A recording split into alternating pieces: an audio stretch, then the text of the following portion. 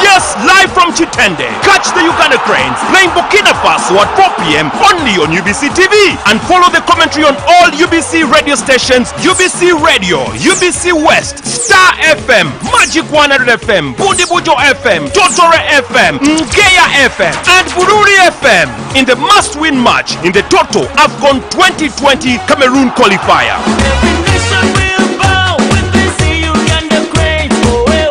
UBC, inspiring Uganda. Uganda Cranes, oh yeah. Uganda Cranes, oh yeah.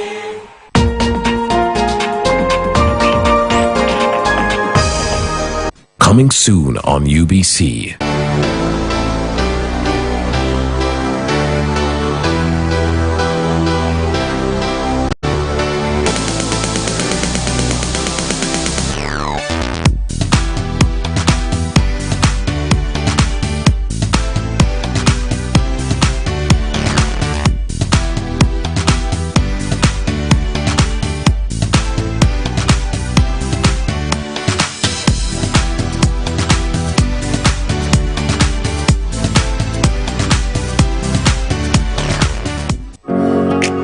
It's no secret that ICT makes learning easy.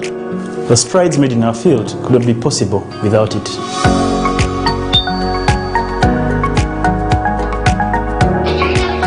And now we can watch our favorite shows.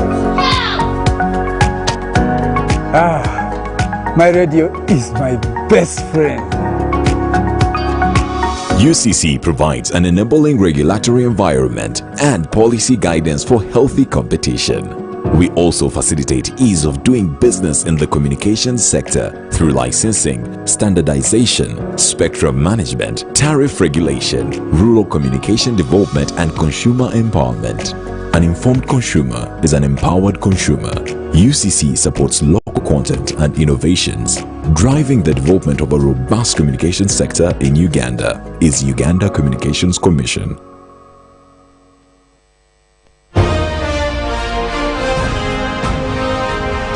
Live from UBC Studios in Kampala. This is Good Morning Uganda.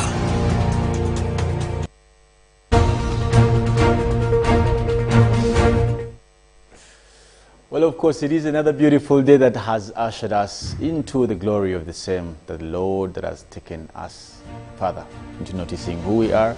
But of course, the beauty of the same comes every day as we celebrate a new day, and today being the 24th of March, 2021, another day for us as we draw closer into the end of this month, but also later on in the mid of the year. Now, the first quarter of the year is being done, and probably so much should have been done with the first quarter of the year. But nevertheless, we do hope and believe that you are doing well, all our viewers, and we must say thank you so much for always waking up with us here on Good Morning Uganda. Now, I am not alone this morning. I'll be missing Priscilla, who will be diving in much later, but with Robert, I won't miss her much. How are you? Good morning, Robert. Good morning, Felix Sinkunda, and good morning, everybody that is woken up to watch us this morning. We're excited because we've got so much that we are cooking for you to serve you a heavy breakfast.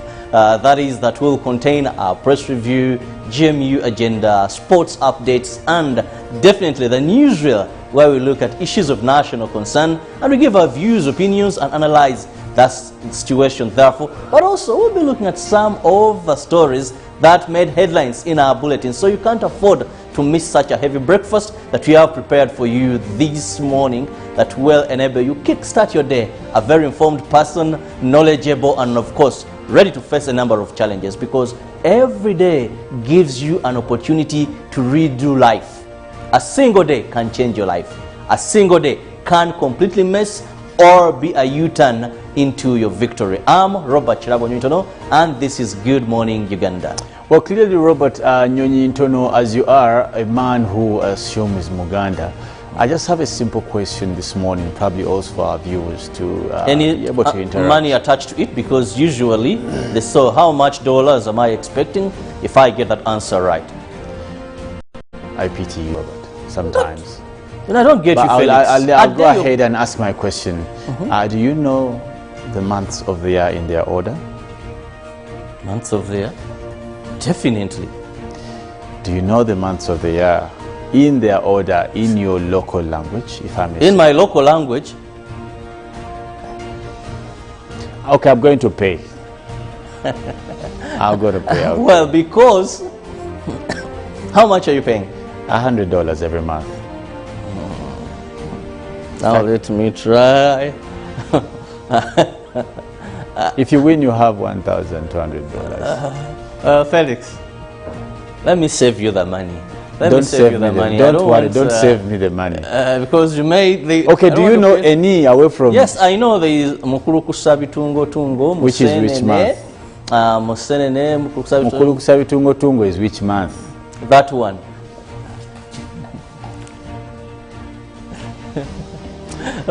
And it's called Mukuru Kusansigo. That's March. No. You don't know, Chirabo. Stop knowing, saying no, because you don't know. Mukuru Kusansigo. Okay. Yes, that's March. Any other month you know? Musenene. Which is which month? The month of grasshoppers. Which is which month? November. Clearly, Chirabo Robert Nyonyi Ntono, you need to revisit your clan roots, your people. I know that. Okay, Felix. If Felix, just a moment. You don't worry. So, Mr. Okay, Felix, can you take me through at least half of the year, the months in Uganda, so that I don't know. That would be another day for us to catch on that. Okay. Indeed, it will be another for us to catch on that. But just this we say for you out there who are parents. As you take your kids back to school and you have them back to school, S4s, most of them are already back home, interest yourselves in teaching them a couple of things about their traditions. It does no harm, but it does so much harm if your kids all they know is foreign. Before you know, they're not going to have a sense of definition. The only peculiar definition we have is who we are. And who are you? You are a Muganda. Chirabo, you are a Muganda. Your kids must be able to pride in the fact that they are Muganda. If you are in Acholi, do you know these months in Acholi? Do you know these months in Lusoga, Lugisu, Lusami, Felix, how many languages is our national constitution? Chirabo, was translated now. I think that's now diversionary. I'm just asking. I think that's diversionary. Let's look at the things that our culture offers. Just a moment. Let's look at the things that our culture offers and let's pride in them. I know for a fact that many institutions in this country have made devoid some of the things that are culture to us. But it's our duty as parents to let our children pride in who they are. We have come from schools where we have been beaten for speaking our language and being called people vernacular. Wearing bones, sacks. No, now again, that's the misconception. That is some vernacular, parents. speaking vernacular in school. And then they grow up knowing vernacular. Even in real life, applicability is not so much common of these things. So now, things over a time. But good you've said parents, so that people can know who they are, their roots better. But institutions, society, the places I know we are speaking even your local language, what is wrong with this person? You know? There are families where local languages are never spoken at all, and to them, even they want their children to play with kids that speak the local language, because they look at it, not exams, maybe a few that choose to take these local languages, not so applicability. Robert, do you think life is about exams? Life is about things that you need to go through. Stop narrowing down life to only the things you find in schools. Things of yours are not so much. And I would say this, let me just say this lastly before we dive into the stories. You see, parents out there, when the people you admire or you want your kids to be like, you are simply carrying another person's culture. When you go to the Arabs, they have chosen to have their language as even a manner of prayer. For them, that's why you see most of the Muslims here want to learn Arabic, but Arabic in some other countries, it's a culture. When you go to the UK, people who speak this language, they are speaking their mother language, and that's why they even relate themselves to have particular accents because of that. Now, you, a poor Msoga, you, a poor Acholi, a poor, who hardly even knows why people speak. When you go to Germany, have you ever heard them speak English? You go to Netherlands, You go to all these other countries. China, or most You know, developing countries, that's China, what I'm saying. Japan. So, and this is what we You are who goes there, about. you study their language. If you want to must suit, so that you can start proceed. somewhere. But we must agree to start as families to embrace our cultures. And we can start with the small things. Let's look at even the dishes. People in Uganda is where you come in Uganda and you go and ask for, here, French fries. As if they brought the potatoes from France or something. We must embrace who we are, because that is the only identity we can carry. No one is going to say on your grave, on your burial day, Chirabo, the man who spoke a lot of English and became an English. Even if you know English to the latter, you will stay Muganda with Sechizivo and whatever it is. So for me, I think it's important we start trading the beauty of our cultures. Our cultures have very beautiful things. Let's also be happy to talk about them. Start by teaching them the months of the year. Chirabo, in our local stories. Felix, point well made, and I'm sure the parents out there have heard what you should treasure is what defines us and who we are. Some families even don't have names. Children don't have any kind of name that defines them with their culture. Like you find John Mary something, this and that. What is your name? Okay, your African name. My parents didn't give me any. And they're like, okay. Well, let's move with some of the stories that have made headlines in the last few hours that were in our bulletins. Beginning with the First Lady and Minister for Education and Sports, Mrs. Janet Kataha Museveni, who has appreciated the good working relationship that the Ministry of Education and the sector in Uganda has had with its development partners, which she says has enabled successful implementation of many programs to support improvement of education in the country over the years. Mrs. Museveni was meeting the outgoing chairperson of the Education Development Partners in the country, His Excellency Rudy Vestreinen, Ambassador of the Kingdom of Belgium to Uganda, and the incoming chairperson, the Irish Ambassador to Uganda, who was represented by Mrs. Nicole Machung, the Deputy Head of Mission and Head of Cooperation at the Irish Embassy. The meeting was held at State House in Entebbe. During the meeting, the First Lady and the envoys talked about programs supported by both Belgian and the Irish government and issues pertaining to further improvement of the education sector in Uganda. Mrs. Museveni assured the development partners of steady increase of the education sector budget, that many more programs will be tackled and gaps bridged as the budget improves. She said that given the problems brought about by COVID-19, the education sector has not done so badly considering what it has in its budget.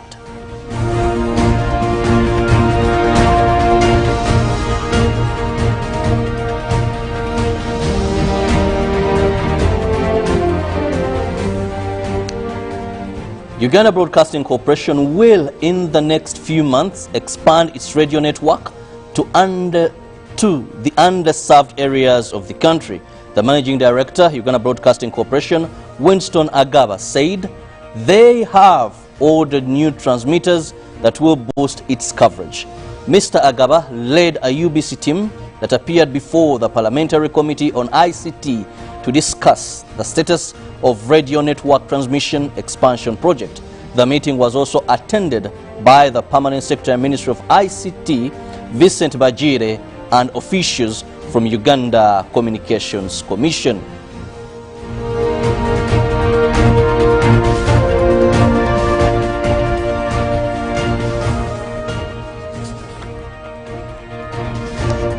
Now we head to court, where the International Courts Crimes Division before Justice Duncan Gaswaga has issued a production warrant a production warrant to the Prisons Authority to produce the two accused persons in prison to face trial of the murder of the late Felix Kawesi.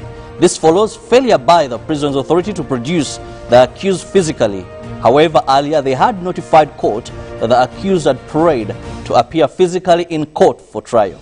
The International Courts Crimes Division before Judge Duncan Gasawaga yesterday resumed with the proceeding of the case, where the 8 people are allegedly accused of murdering late AIGP Andrew Felix Kawese, his bodyguard and driver.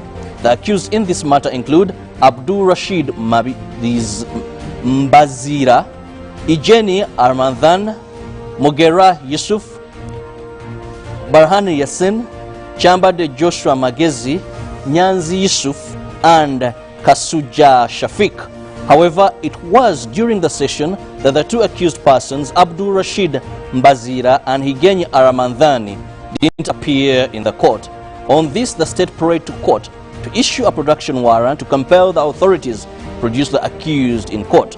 Senior State Attorney Lino Anguzi informed court on the full disclosure of all the evidence they intend to relay on the trial.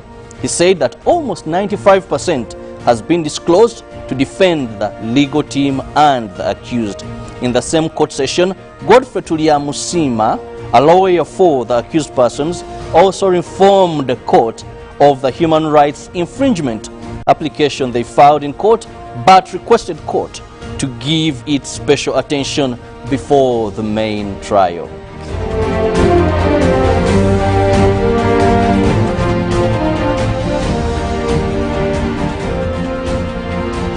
Still in court, Buganda Road Court before Magistrate Gladys Kamasanyu has remanded Kawempe North elect Member of Parliament Muhammad Segirinya to Kitela Government Prison on charges of inciting violence.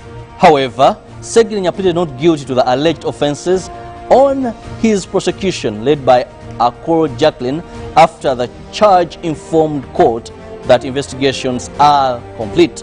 Following his arrest on Monday afternoon, Kawempe North MP-elect Muhammad Segirinya Tuesday afternoon was arraigned before Buganda Road Court, one magistrate to be charged.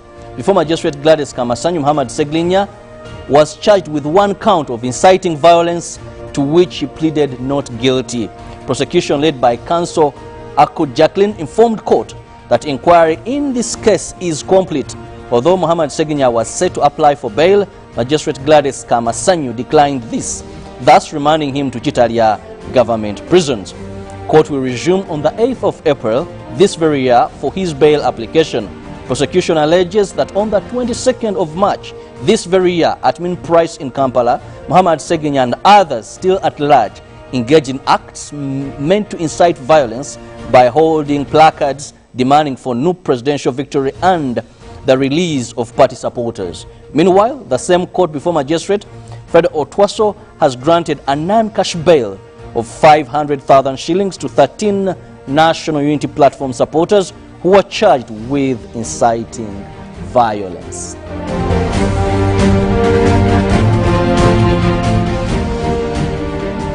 And finally, legislators have expressed the need to strengthen the office of Member of Parliament to enable effective delivery of services. Kinkizi East Member of Parliament Dr. Chris Baryomunsi wants establishment of Parliament offices for MPs in every constituency. Baryomunsi, who is also State Minister for Housing, echoed this during a special parliamentary sitting to celebrate 100 years of legislation in Uganda. As she led the cutting of the cake to mark this remarkable day, Speaker of Parliament Rebecca Alitwala Kadaga was equally impressed by this milestone. No wonder a special sitting was held and a motion moved by Minister of Public Service Wilson Muruli Mukasa. Overwhelmingly seconded, the motion was cheerfully debated with expression of hope in future legislation. However, there were some concerns where the need to strengthen the offices of members of parliament was raised. Baryomunsi said this will not only ease effective service delivery, but also enlighten the electorate about the roles of legislators. On his part, Jacob Oboth expressed concern over the welfare of former Speaker of Parliament. The first parliamentary sitting in Uganda was held on the 23rd March 1921 under the Legislative Council of 7 members, all of whom were foreigners. The strides made in the country's legislative process are what MPs want to see consolidated and even improved. Well, those are some of the stories that were in our bulletins for the last hours. Well, Priscilla, yes. A lovely morning to you. Felix Nkunda, members of parliament. Well, I think I'll get to Priscilla a bit later. Of course, that was excitement. That was excitement to see Priscilla coming in, a little bit of it. And this time round, yes. Okay. I will help you. I'll help Felix. Yes, Chirabo. How are you, Chirabo? Well, it was a surprise to me seeing you there, not here. Yes, as you know, if you've not been following the developments in the last 14 days, you must be knowing why I'm this side now. I'm getting offended. One day you will cause You're supposed to be here. Chirabo, last Friday we had this discussion. Last Monday we had this discussion. She has learned how to cook bien. You guys are going to demonstrate. Meanwhile, talking about demonstrations, I heard Bebe Cool say that he was going to undress if the government didn't come out to assist the guys, the kids who were. It would be the first time. That's not overgrown that, but he used to run. No, but even in his performances for concerts, we have seen him undress, so that would not be new. So what is going to be new? I don't see that. There was a time. The only problem is COVID-19. Tires, all over the. No, I think he has worked on his body. Man, he has a good night. Talk about bodies. But also, I remember there was a time Bobby Wine and Bebe Cool had a duet. Remember the song they sang the song called Funtula. Those guys were massive. I remember Bebe Cool stepping on the table of the Navagereka. Oh yes, and that was the concert. Yeah, yes, at then, exactly. And then the aftermath, both of those guys went on and put on some ladies' pants. They call what? The string, something like that. And both of them, they used to be a duet. They used to do a lot of music. Okay, yeah, they used to do together. Yeah, they used to do a couple of songs together.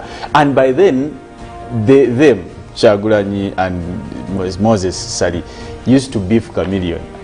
That's why in the lyrics of that song, I remember Bebe Cool singing and saying that, all those things, talking about him, and of course then music at that time was about dissing each other, really. I know. Actually, in music, if you want to make a breakthrough, that was the order of the day. Cling to someone, attack him over and over, they'll follow you up, and you make a breakthrough in that music. Like you remember the feud between Good Life and Bebe Cool, Zuena. Oh yes, they even did the songs. They were told to apologize. But that guy, the late radio, had a big head, man. But anyway, he was so talented.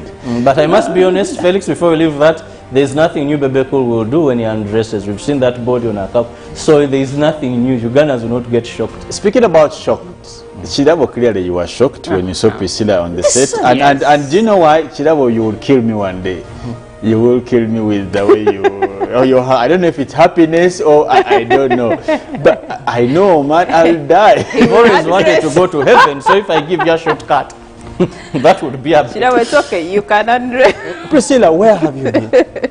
Well, I was checking out the traffic. You are what? I was checking out the traffic. At what time? There's traffic at 6 a.m. Like no. Seriously? Yes, actually, you'll be surprised that it builds up at 6 a.m. on Entebbe Road in Zambia, Chibuye roundabout, all these areas that actually bring in traffic to the center of Kampala. Felix, all do have jam. Blessed are those who believe. Let me just ask Priscilla, you know, one of the things that we face in court, I just want to ask you a question. Are you a liar? No. Have you ever lied? Yes, of course. People who lie are called what? Liars. So are you a liar? Yes. So yes! We will go on into our international stories. And as this liar of mine, I'm Chirabo. Chirabo will be my Muko, but Muko. But anyway, speaking about international stories, now we'll dive into that, and we'll be looking at elections in Israel, where Netanyahu's Likud party in the lead, but without clear majority. Now, Prime Minister Benjamin Netanyahu is predicted to fall short of securing the seat needed to form a new government in Israel's fourth election in 2 years, according to exit polls. Now, Mr. Netanyahu's Likud party and its allies are projected to win at least 52 of the 53 seats in the 120 seats of Knesset. Parties opposed to the Prime Minister saying in office looks set to win at least 60, and it means that even with the support of the nationalist Yamina party, Netanyahu would not have a majority. Now, Yamina, led by the former Netanyahu's loyalist, that is Naftali Bennett, is forecast to win 7 seats, but has not explicitly declared which side it will support. "I'll do only what is good for the state of Israel," Mr. Bennett said in a statement after the exit polls were released. Now, he added that he had told Mr. Netanyahu that Yamina would await the final results before deciding on its next step.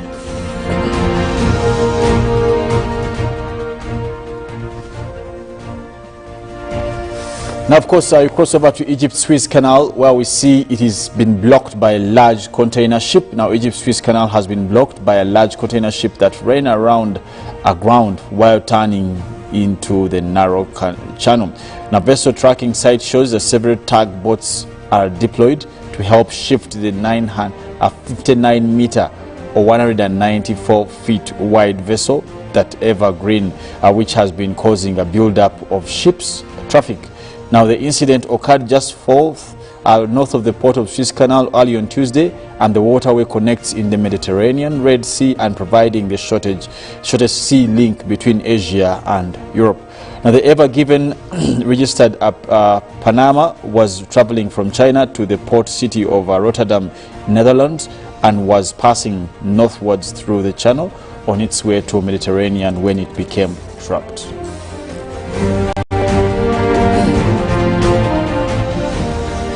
Now, still looking at Africa, we see Ethiopia's Prime Minister admits Eritrean soldiers entered the Tigray region. The Prime Minister has acknowledged for the first time that troops from neighboring Eritrea have been in the Tigray region following the outbreak of the conflict in November.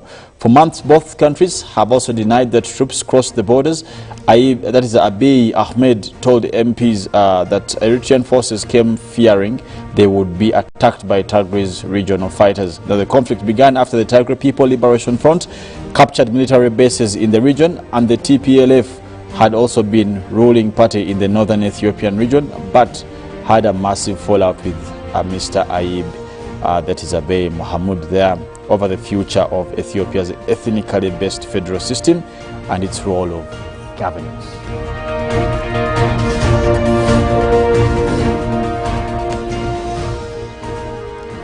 Well, that's basically what's happening on the international scene that has actually made much news up till this morning. But speaking about news, I did see, I don't know if he's a member of parliament, any of you, a colleague, I see Segirinya in the dock looking very sad. Is MP elect? The tale of Segirinya. Meanwhile, Segirinya is my uncle by default. Yes, he's a man from the Ngokran, which are people who gave my beautiful mother life. So he comes from the realm of the Kavuma, Rubowa, Chintu, you know, the Musubirezi, Namala. Sorry, Namala is Banchi Baba and Seneni. So basically, he's my uncle by default. Looking at him, he made me feel a bit sad for my uncle. But you see, Felix, this is my opinion. Ugandan politics today, the people, and if you ask what has made them, if you look at Muhammad Segiri, how he came to the political scenario from being a regular caller on radio stations, that has been his way of doing his politics. One time lift TV station, TV set, run close to parliament, dump it there. It's been arrest after arrest, and that is what has made him political. Plus a couple of few others. So to me, he was basically building his profile all this while. Yeah. So to me, Segirinya Muhammad, these are things that he's used to, because this is how he's made it to the scene, and he would continue. Look at why he was arrested, inciting violence. You wake up, you go to Mini Price, hold placards and all this. This Segirinya has been doing. So for me, there are politicians that their arrest would be a shock to me.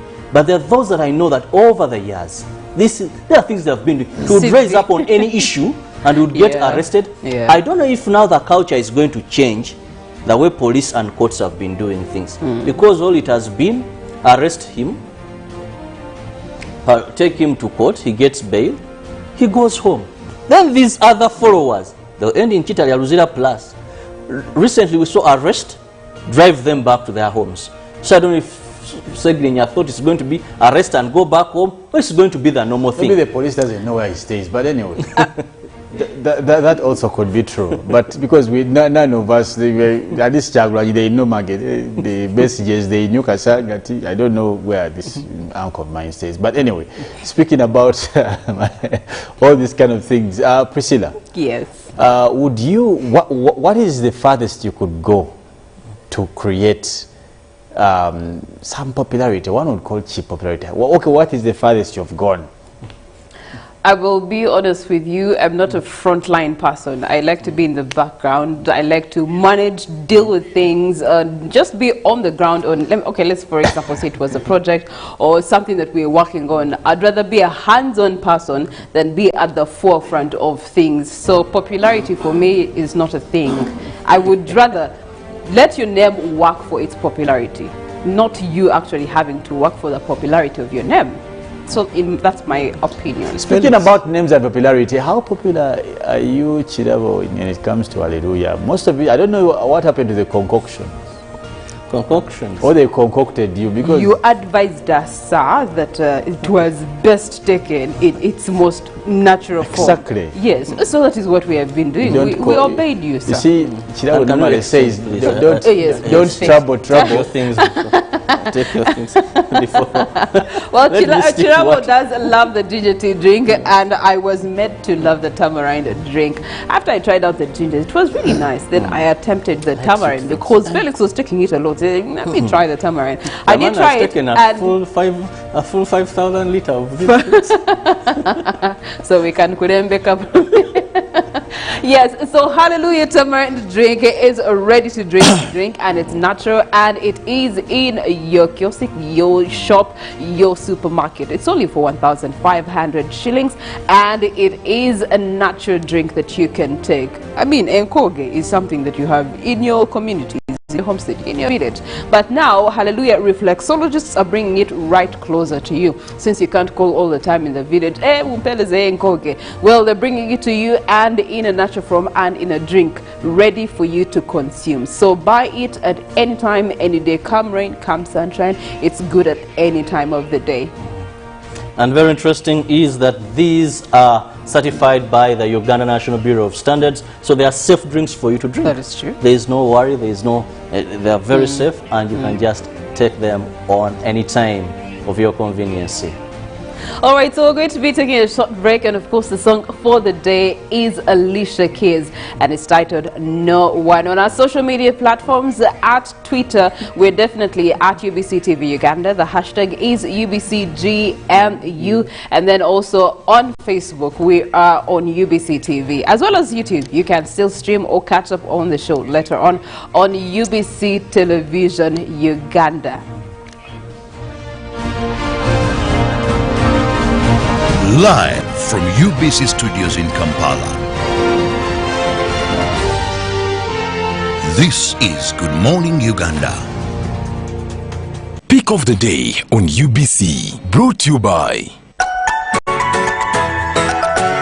Authentically symbolic and insightful. We should work so hard to evacuate this power. Behind the Headlines, every Wednesday at 10 p.m. with Charles Odongto. Was brought to you by No one should stop you from finishing what's yours. That's why MTN gives you data bundles that don't expire.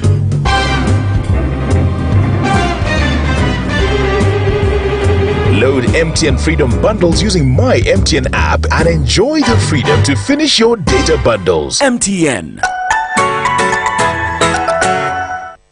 Daddy, surprise! Here is a pizza for you.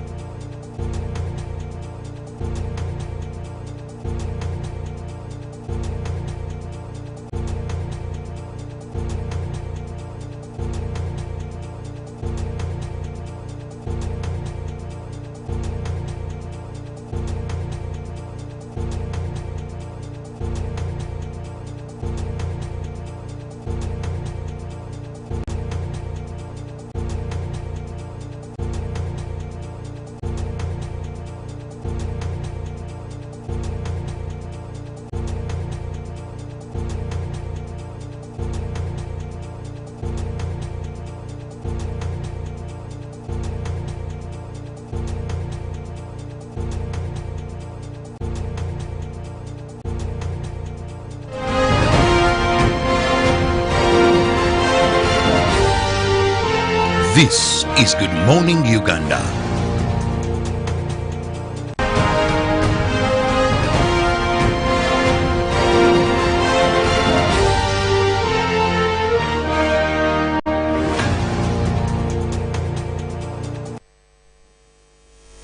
Alicia Keys, one of the talented female artists, also very good when it comes to her conduct, but also a responsible lady at that. Many musicians or many artists that get to the levels Alicia Keys, you'll hear a lot of scandals, marriage scandals, then this scandal, then that scandal, indecency and all that. Alicia Keys happens to be one of those that, yes, you can at least look up to and say she's lived a life worth inspiring young people in this industry. That song was released in 2007 and it's on the album that is As I Am, and that very specific concert was performed in 2013, that is the 5th of Jan, where she did that great performance. One of my colleagues said Alicia Keys, everything about her is just perfect, just very good, and that is the gentleman called Felix Nkunda. I'm wondering, can you justify that, Felix? Uganda have a saying, tell me what's wrong about this woman. I would want someone to come and tell me. She's been consistent in her career. Yes. Never, her curve is just going up. When it came to issues of relationships, she was not married to a very serious and honorable guy. I think it's called Swiss Beats. Has a family, 2 kids. She has sold over 1 million records. That is Alicia Keys for you. She's doing well in charity. She was once an ambassador, I think, in one of those countries in TMN with the UN. She has done charity even up to Uganda. At the time she was here doing some work with kids who are HIV. There's a project that was also, I think, brought in Bill Clinton, so they never get it. So she's a beautiful lady, I must say. Okay. Well, that is Alicia Keys, and now Felix justifies that. Me, one thing I say that when I discuss Alicia Keys is how she's had an honorable, respectable marriage out of scandals, which is very, very rare for many artists, more so to that perspective. They're always in and out, they're making media rounds of the way they're selling their name out there. Priscilla, earlier when Felix asked her to what extent would she go, was it for maybe publicity or let your name make the popularity for you, don't make your name popular. It just reminded me of how artists, most of female artists and female celebrities make breakthroughs in Uganda. Yeah. You know how they do it? There was a time where they used to do interesting videos of themselves and pictures of themselves that were indecent to the public, to the consumer's eye. That your generation calls nudes. That one, the music career was a bit staggering. And that she came or up just with people had forgotten them, or other younger, people had come up in the industry and taken over. So yeah, they apply a bit of gimmicks here and there. Releasing such photos, someone sings the songs in H-tone. The song was after. That brought her back to some extent. So, and she actually, they're talking sometime without even inviting her to perform on various concerts. But even adverts were, no, I don't miss. It's like, and you know why? I love how people who do Bulango for Ugandan artists do it. For example, have you heard them? Like when they're talking, for example, about a person like that. Abana abayo mwetegeke tugenda kwa omukazi heya kule mabega nagejja maaso nakola wati haide chuba atega haide kitone. Clearly you need to take one of these, because to erase your memory and clear your mental system. No, like seriously, speaking about Hallelujah Tamarind drink, our viewers all out there, please do start your day with Hallelujah Tamarind, and do also not forget that it is a natural drink. Now, you and me know the benefits of taking drinks or anything in its natural form. Hallelujah will give you that. Hallelujah Tamarind and Hallelujah ginger tea drink will definitely give you a difference in how you feel. For some of you have issues of pressure, diabetes, and maybe headache, or even you're feeling low, this is a booster. Some of you have seen you take fun energy drinks. Don't worry. Take Nkoge. And for Chirabo, the man of you see, men of those long heights. Tall men, okay. Like Chirabo. Like Chirabo, yes. Normally would want to use Omurondo, which is also part of this. And Chirabo knows you. The reverse is true. I stick to this, he sticks to that. So indirectly, we continue. No one. Okay, now speaking of no one, none of us has gotten vaccinated of COVID-19, Robert Shirabo, but yet we have a vaccination program that has been rolled out in the country, and we've had certain sectors receive vaccination. And we just looked at a story with the prisons. Yes, yesterday.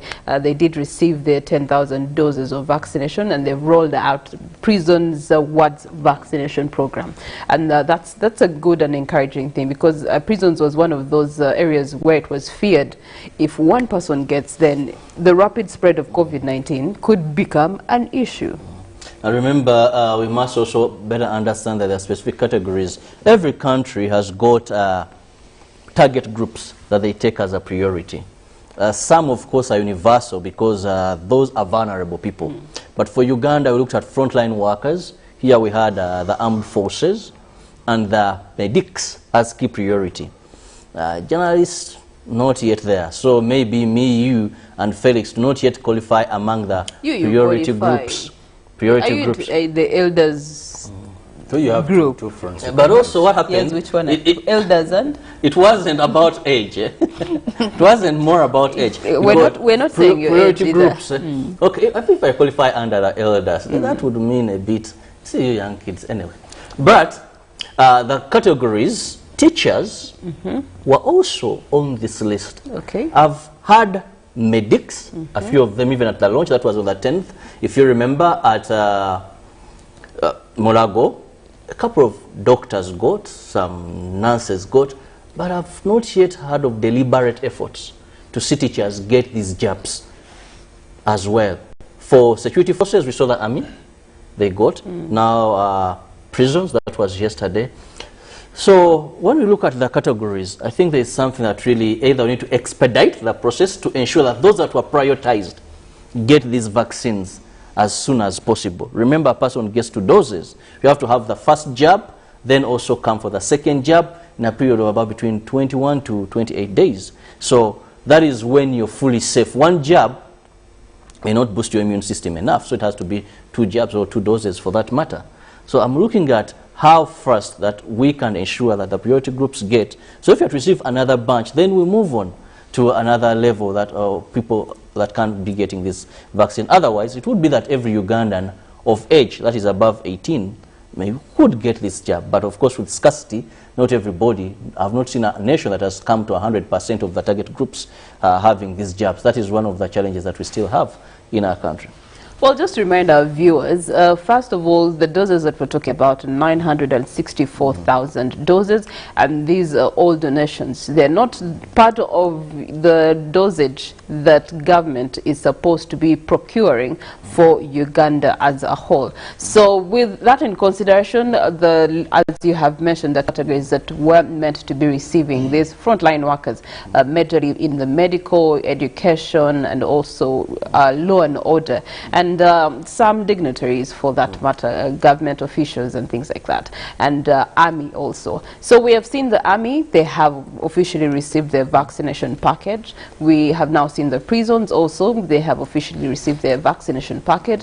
I believe in the medical also, they have received their package. I think, as you know, it is a vaccination rollout program. It cannot all be done in under one day, and they started the vaccination program on the 10th of March, and today is the 24th of March. So they've had 14 days, and in consideration that maybe it's not daily that they do it, it's in specific days that they actually invite in the concerned and parties. Also remember, that's not only centralized, even up country. We saw the state minister, that is Moriku Kaduchu, traveling in the northern part to ensure that facilities are there, that they can store these vaccines very well, and they kickstart it. So it's nationwide.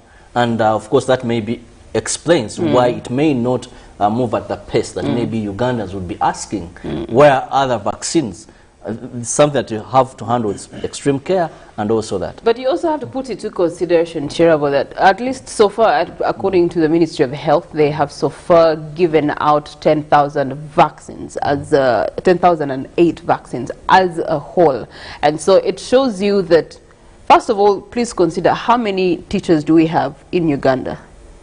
I may not know the actual figures. You may not know the actual figures. Yes. So add the figures that we could get for teachers, add the figures for army, for prisons, for medical workers, for officials, and you'll get to know that this is more than the doses that we actually have in the country. And also when you calculate the doses, if a person, if you have 964,000 and a person is supposed to get 2 jabs, that means even that is a bit of less the number, because it's not that each one will get 1 jab. But anyway, as you talk about the jabs and the vaccination and all this, I think there are also other things we can probably look at that surround this vaccination process. You see, if you remember around this time last year, we were in lockdown. You can remember the kind of, everyone was just, we're in a situation of not knowing what's going on. The expectation and everything, even if you keen to listen to what the president consistently was saying, that we will be able to certainly deal with how we get back to normality when the vaccination comes. That was the promise, and for most of the leaders. Now that the vaccination is here, we should also probably interest ourselves in what surrounds the coming of the vaccine. For example, does it cause promise? Do we see it building up to hope in the public, but also in institutions like government for that matter? For example, let's look at the sectors that have been down for about a year, if not probably a year already. Is there hope for them with the coming in of the vaccination? Now, if you're talking about the vaccination being optional again, we need also to have a discussion around that how does that then trickle into guaranteeing the possibility of this rollout to be sensible or cause effect in how we get back to our normal life. If Priscilla can wake up and say, I will not be vaccinated. Now, that's a challenge. Yeah, if you don't sign your consent form, no one coerces. That's a challenge I think we must also agree to have a discussion about. That as the vaccine comes in, we must discuss all these things. What is in, for one, the government, the wananchi, and the communities in terms of getting back to our normal drills as a country and our livelihoods. So we must look at this also keenly. But for me, in my own opinion, I would think that the vaccination has caused a bit of confidence. You see that even now, people are not in much fear to cause investment. You can see that investors are more willing now to come in, or interactions, business interactions are fairly reopening and coming back to life. So I think it's a good thing. However, the bigger stake lies with those that handle the vaccination on how they will manage. You talked about some of the most essential, or what we call the most frontline people in terms of exposure to COVID-19. And we had agreed as a country that these groups would get the vaccinations. If vaccinations came in as early as the 5th of March, the rollout, don't you think it's being slow? That is some of the questions you should ask. If up till today we have only been seeing just a few members of these identified groups. For example, schools are rolling out, the calendar was put out and kids are going back in phases as the calendar looks. But we have not had much being done in the side of education in terms of these people who are exposed or who expose this sickness to our children. Like, for example, the teaching institutions. We haven't had that discussion very much to know who will be vaccinated, which regions, or probably is it because we don't have enough? But that was a promise. They should have known how to carry it forth. I think that the vaccination discussion should be broadened a bit. We are dealing with donations. Who's talking about what we are supposed to purchase? The government is contemplating payment of the oil pipeline. We have had what and what. And we need to have this discussion. There were already monies that were allocated, if you remember, I think it was last week, but the floor of parliament who was asking that is what happened to the funds. And that's what I'm saying. So we need to have that concrete discussion in terms of vaccination. If we are dealing with grants or offers or gifts or whatever you want to call them, let's talk about to purchase. And how is the program rollout? What are we purchasing? In fact, in which phases? Who are we looking at? What's the target group? Because as a matter of fact, the country needs to get back to its normal day modus operandi. It's important. And you see, this helps build hope. That even if people are in dire situation and what, but because you're talking about the actual events that shall come after, you see, some sectors, and many have been hopeless since March last year. Now March is ending this year. That is a full year. But you can't keep them like that. Now that the vaccine is here, which was something that was a deliberation. When the vaccination comes, now that we are at that level, let's have an open discussion on how we can open these markets. So in response to Felix, of course, as you say, the promise was when the vaccination comes, some of these other closed sectors right now would be then open up for that matter. But now we can't still consider that, because 9,000 doses, 900,000 doses is not even quarter of our population for that to be considered.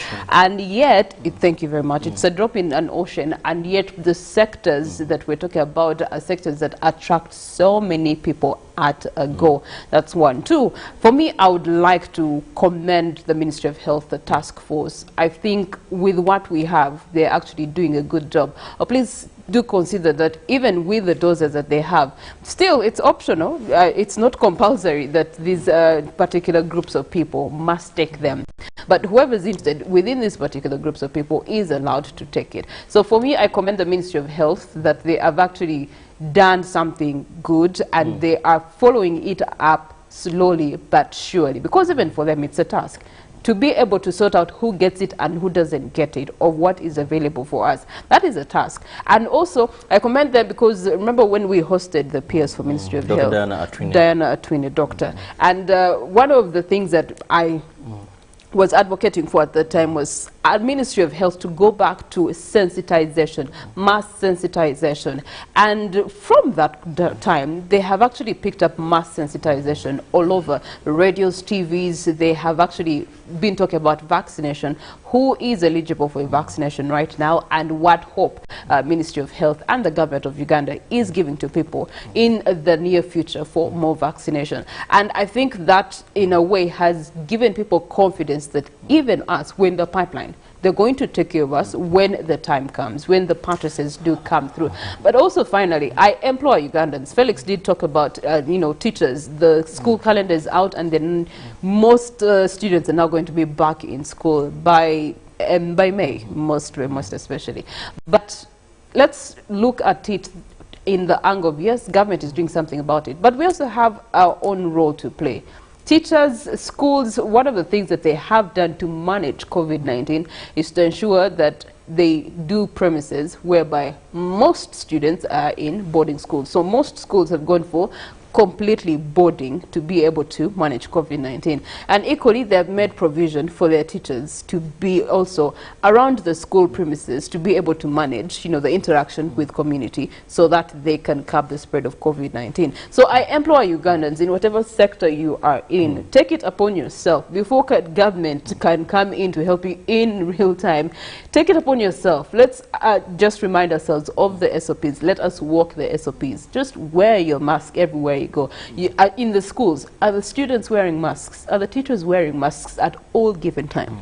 Well, vaccination is ongoing, and of course for specific categories of people. But also there's something that Dr. Diana Atwine pointed out very well, that if you're a person with comorbidities, other diseases, and you have your documentation very well, go to these centers where vaccination is taking place. You'll get the vaccine. Sure, but just one last thing.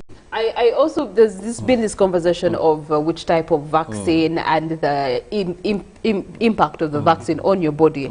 I was having a conversation with a doctor friend of mine in the US yesterday, and we're talking about the vaccine, and he told me that people need to understand that the vaccine, they're injecting you with the actual COVID-19 virus. Yeah. So it gets into your body, and your body is supposed to react and fight against it to create those reactants that will fight in case you actually get it. So they are vaccinating you with the virus itself, and it has to get into your body, and it will distort your body for a while. You may feel sickish, feverish, so many. But this is part of the journey, because I remember the vaccinations they used to give us in school. Your body would just lose it for like 3-4 weeks. You would not be understanding your body, but then later on you're back to normal. So it's an encouragement. This whole conversation, propaganda, and also, that people the shouldn't be is bad. scared, because it's not bad. what is important is that where vaccination is being carried out, the Ministry of Health has set up a team of experts that first of all will tell you of the likely happenings in case your body reacts. Then you're kept for a period of not less than 30 minutes to monitor if there is any extraordinary reaction that has come to your body. They can handle it there and then. So it is safe. Ministry of Health has taken all that it needs to take to consider your health and the effects of this vaccination. Go, let's embrace vaccination, but like Priscilla said, also do not relax regarding protecting yourself against acquiring this disease. The standard operating procedures are very clear, and Uganda, as we know them. Also exercise, eat foods and drinks that boost your immune system, because I've not heard of a country that has registered 100% vaccination of all groups that are eligible or that are entitled to this vaccination. So let's still perfect these simple drills and also embrace vaccination. Go away from this cheap propaganda that goes on. Of course, everything in Uganda, we've made it, we're politicizing it, but this is your health, this is your body, it is your immune system that you're boosting to be able to fight COVID-19, because with vaccination, severe illness and death are very much so eliminated. And we want you alive. You want yourself alive. And government has provided this for those categories. But we pray and hope that more vaccines will come in and more people will get onto the list and have vaccination. Maybe at that level, if we have 50%, then we can open up. But really, right now, this is my opinion. I believe it's just a drip in the ocean and may not create so much impact. But when we return, I and Felix will be looking into some of the stories that are in the dailies, and Priscilla will be preparing to take you through traffic updates. Good morning, and keep it on UBC TV.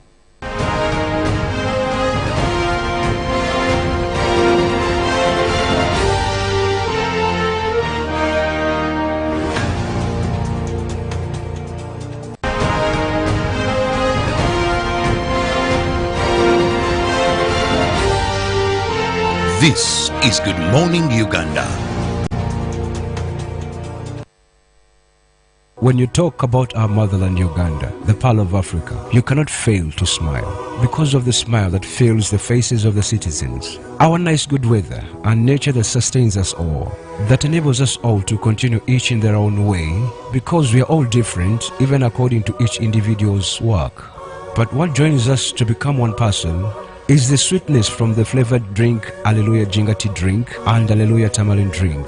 The flavor that quenches your thirst while at the same time treating and healing your body, because it is 100% natural. Enjoy the drink that has got the tamarind juice in it. Made by Alleluia Reflexology, Healthy Solutions and Nutritional Research Center Limited. Get yourself a bottle of Alleluia from all shops around.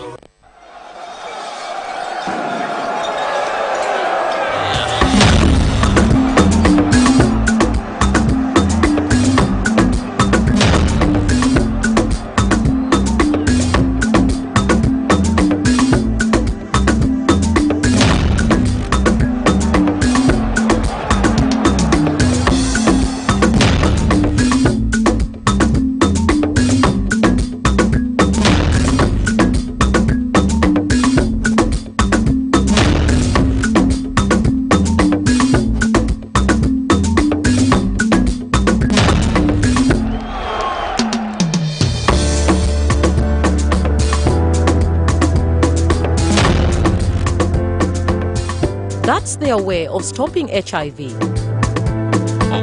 What about you?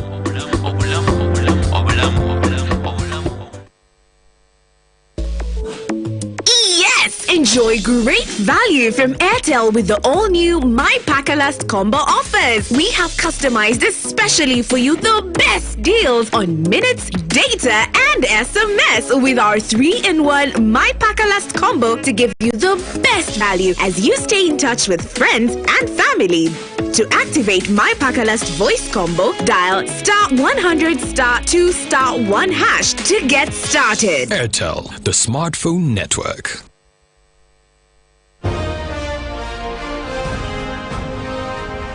Live from UBC Studios in Kampala. This is Good Morning Uganda.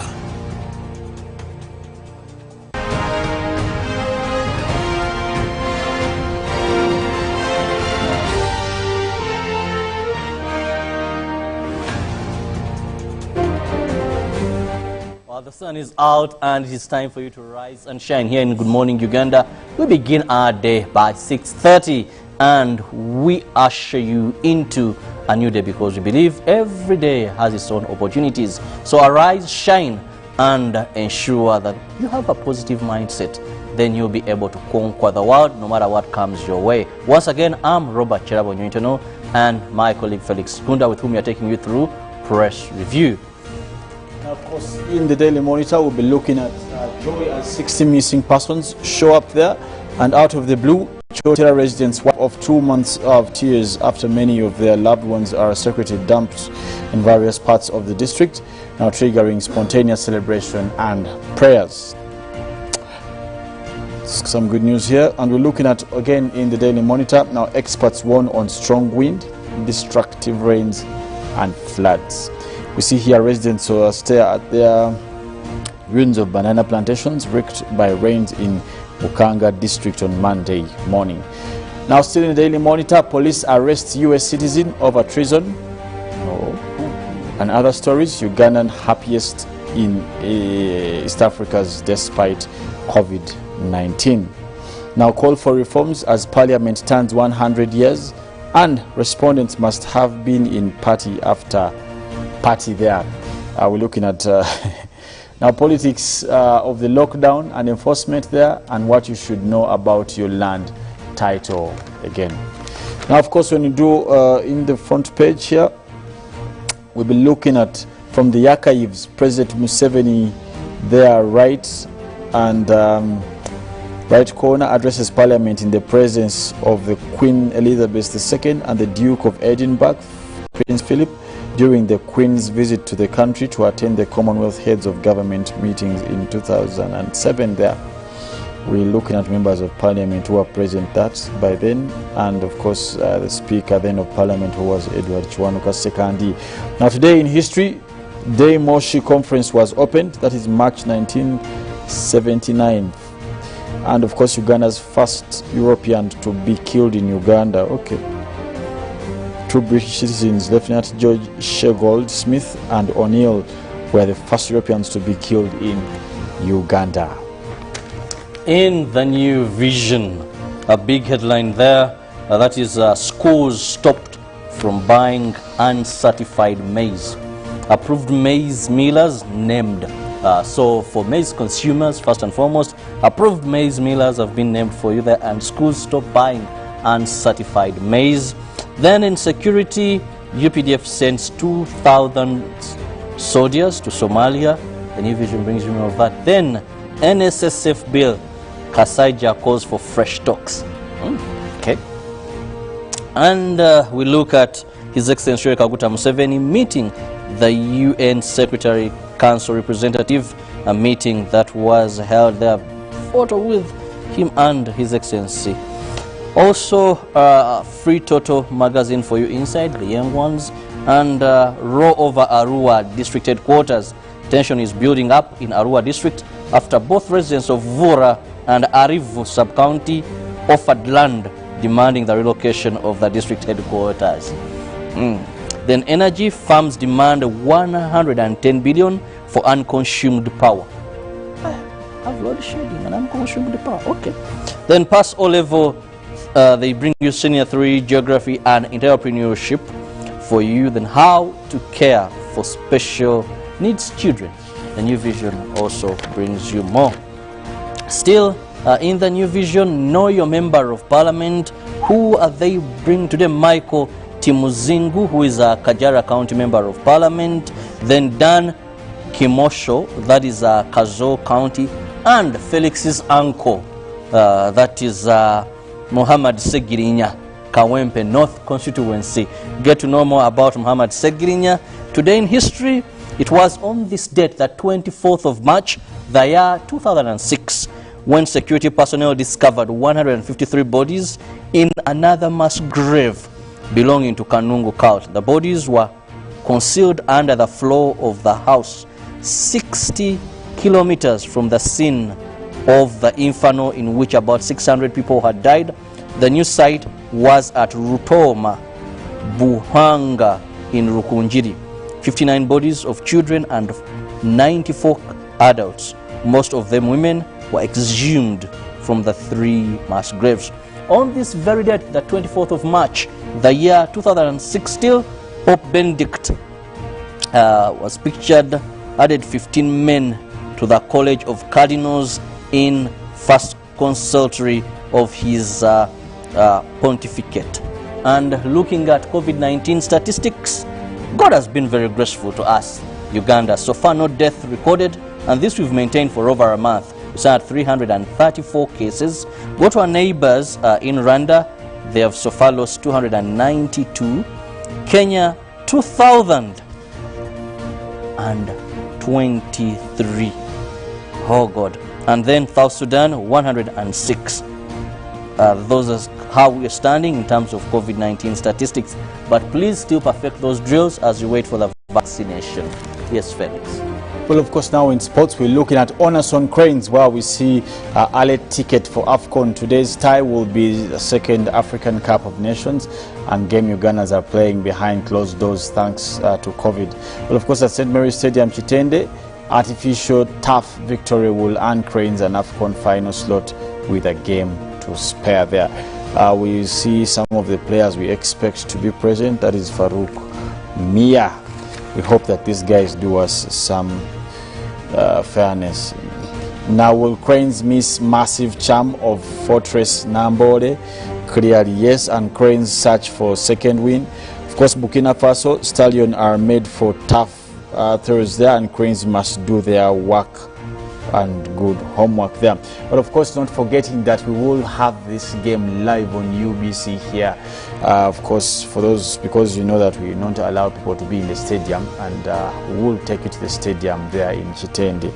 But of course, in addition to that, volleyball, Rusty Manstro awakens African dream of after their lockdown, and Kamusime Mohanji top UGC Lady Captain's Prize.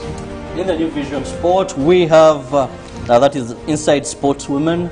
Okay, it is a Wednesday there, and they give you so much of women in the world of sports. This is a must-win match for Uganda. Like Felix said, Uganda Broadcasting Corporation, TV stations and radio stations as well will broadcast this match live from St. Mary's Stadium, Chitende, for you. So do not miss, because we'll take you there. Just stay glued to your screen, and you have all the fun moments there. Still, we win or forget it.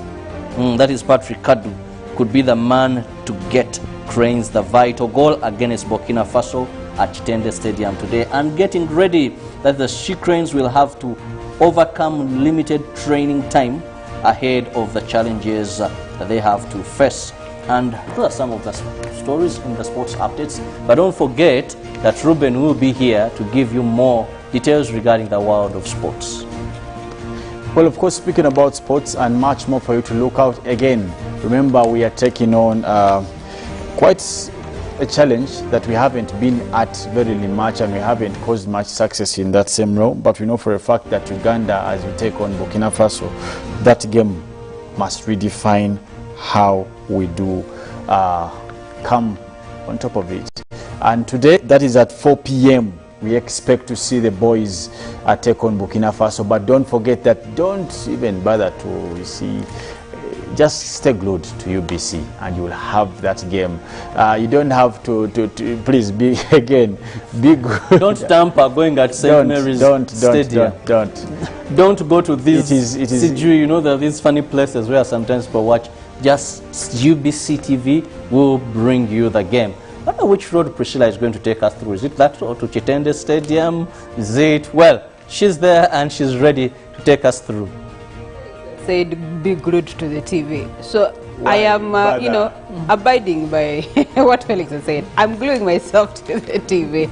But anyway, on my screen, we're going to be looking at the traffic updates here this morning, 24th March 2021. I want to look at Gaza and Tukasangati and the rest of it and possibly see how Chandra is also looking like of traffic updates this morning. Now, we do look at, starting from Gaza, I'll take it from Gaza Trading Center. It does have a red and orange zone that is coming in from the trading center doing the curve into Kasangati, and it is having a lot of traffic jam this morning, as you can see, and also commuter taxis are trying to get people over Gaza into the heart of the city, so they're contributing to how the jam is actually heavily building up on Gaza Road. Equally, also the vehicles that are coming in from Kasangati, they're heading into Gaza around the trading center still of Gaza. You get to see that there's also slow movement on the other side of traffic that is moving away from Kampala into that part of Gaza. So that shows you that at around this point, about 20 to 25 minutes is what you'll have to add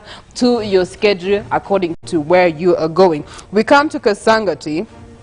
Kasangati also does have some cross-section parts there. It does cross-sect with Matuga Road, and it also gets you into Wampeo. And you get to see that at the trading center still at Kasangati Cross Junction here, there's a little bit of jam, of course, for vehicles coming in from Matuga Road. And then you also do have commuter taxis at this particular junction itself directly. They do contribute to how easily jam flows. And as of this morning, of course, they are affecting the flow of jam, causing it to be slower than usual, which is much expected. Getting into Kumwenda is where you have, you know, the goat roasting. So for those of you that are looking for weekend plots, this is the place to go. Gayaza Kumwenda. That is where they do the interesting goat roasting. But the rest of Wampeo area on Gayaza Kampala Road is actually looking very clear for you to use. Now, in case you're coming from Gayaza and you want to avoid the traffic jam all the way to Kaleri, which builds up so much and so heavily every single morning, you do have an alternative route, and you can use the Chisasi Chanja Road. You can use that connection from the Chisasi Trading Center. I mean, sorry, from they even call it Kumbuzi, interesting, because of the goat roasting. Kumbuzi stage, there is that new road. It's not a new road. It's about 3-4 years old, and it's a tarmac road, and it's at Chitetik Fish Pond. So you can use that road, and it connects you to Chisasi Chanja Road. Now, Chisasi Chanja Road will bring you into Chanja area. And looking at Chanja area, there's the road is actually clear all the way from Gaza Road. It gets to intersect with the region of Chanja. Looking at the Chanja Ring Road this morning, as you can see, the Ring Road majorly is actually clear. Just a few spots that you have red and orange there. Of course, there's a bit of construction that is happening there because of the potholes, but then also on the rest of the Chanja Ring Road, it does show you that it's actually clear all the way going around this area where you do have the Kensington apartments.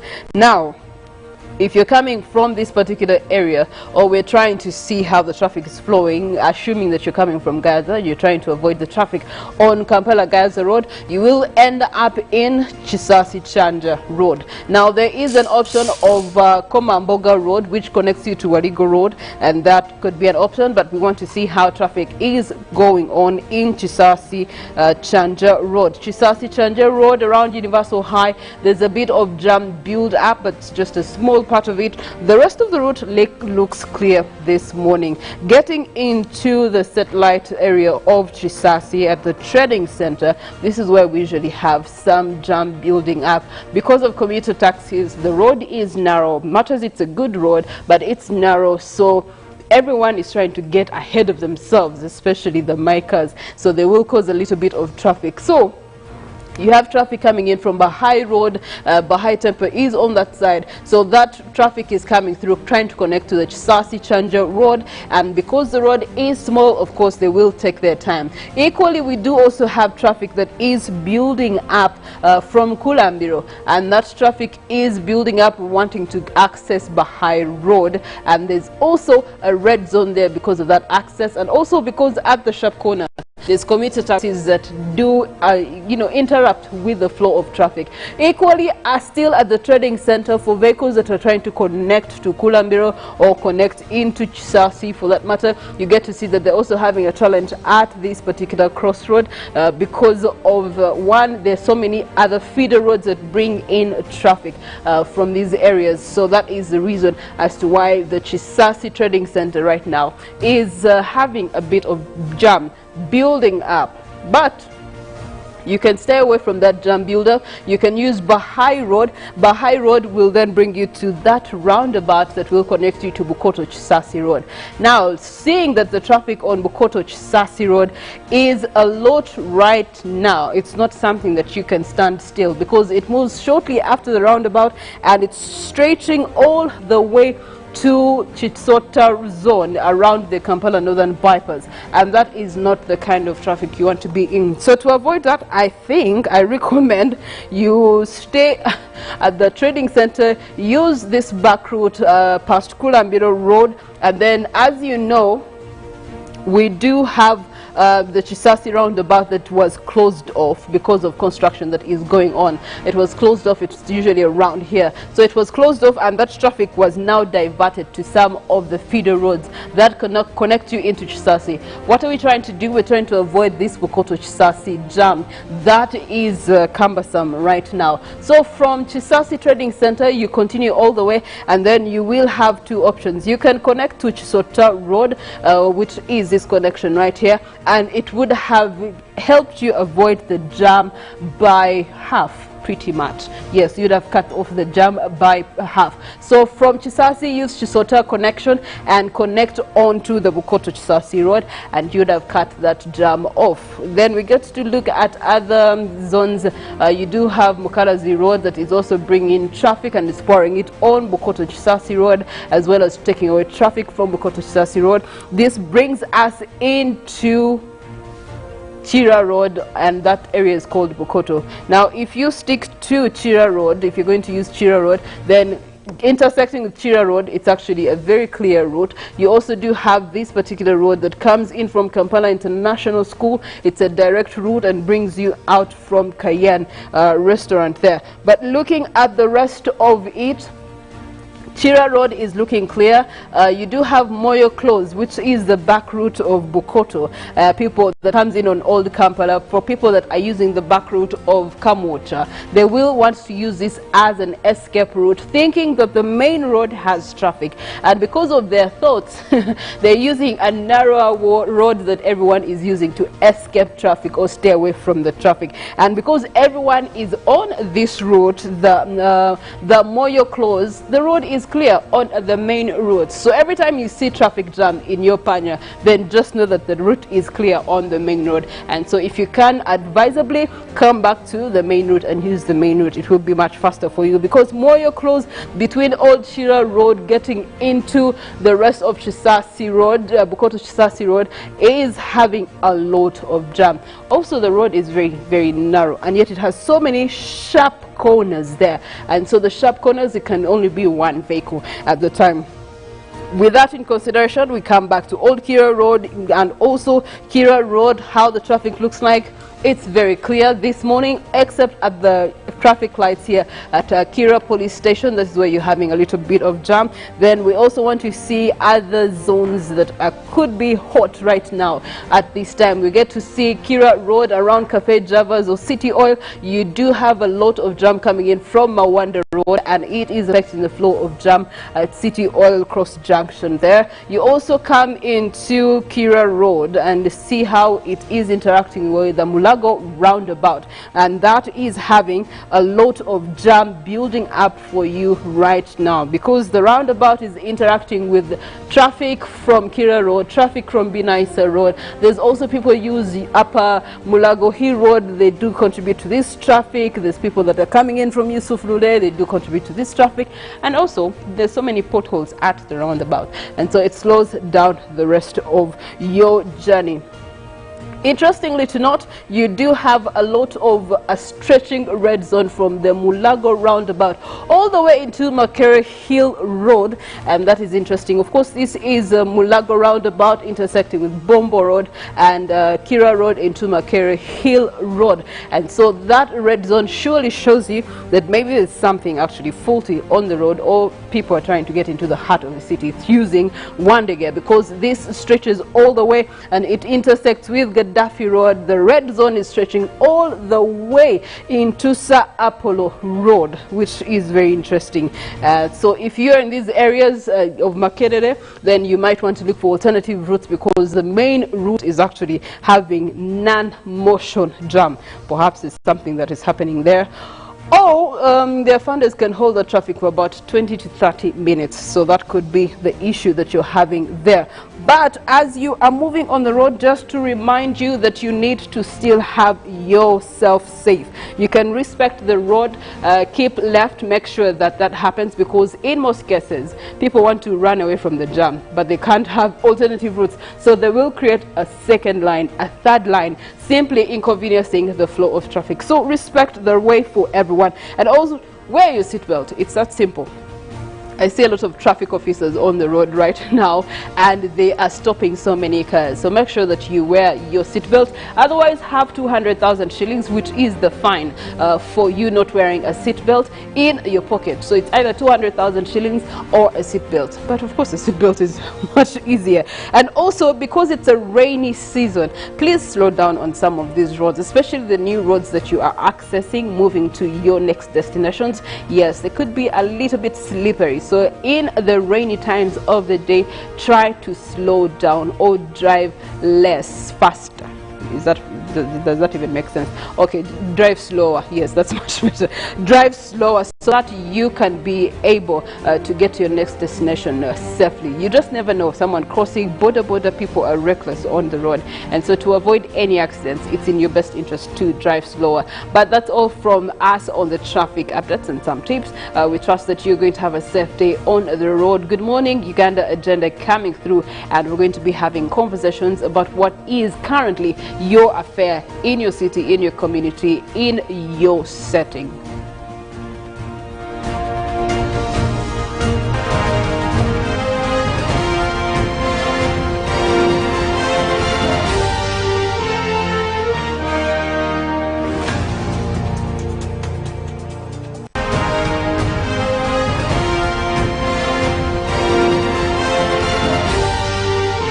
This is Good Morning Uganda. The day the world stopped was the day we found where to go.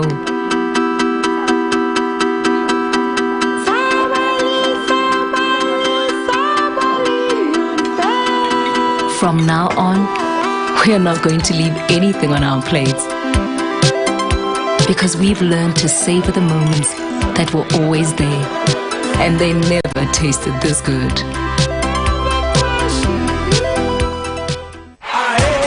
Uganda, this Wednesday, we shall be live from the St. Mary Stadium in Chitende. Ho, ho, ho! Yes, live from Chitende. Catch the Uganda Cranes playing Burkina Faso at 4 p.m. only on UBC TV. And follow the commentary on all UBC radio stations: UBC Radio, UBC West, Star FM, Magic 100 FM, Bundibujo FM, Totore FM, Ngeya FM, and Bururi FM in the must-win match in the Toto AFCON 2020 Cameroon qualifier.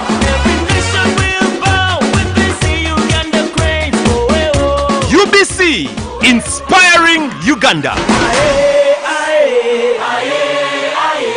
Uganda Cranes, oh yeah. Uganda Cranes, oh yeah. Kwate simu. Kwate simu. Kwate simu. Kwate simu. For the first time in Uganda, you can pay in installments and own a smartphone instantly. Get to own the Samsung A3 Core, Samsung A01 or Samsung A11 and pay back in either daily, weekly or monthly installments for a period of a year. To check if you're eligible for the offer, dial *284*49# today. You also enjoy free 500 MB on the purchased phone every month for the entire loan repayment period. Ha! Uganda nyuma!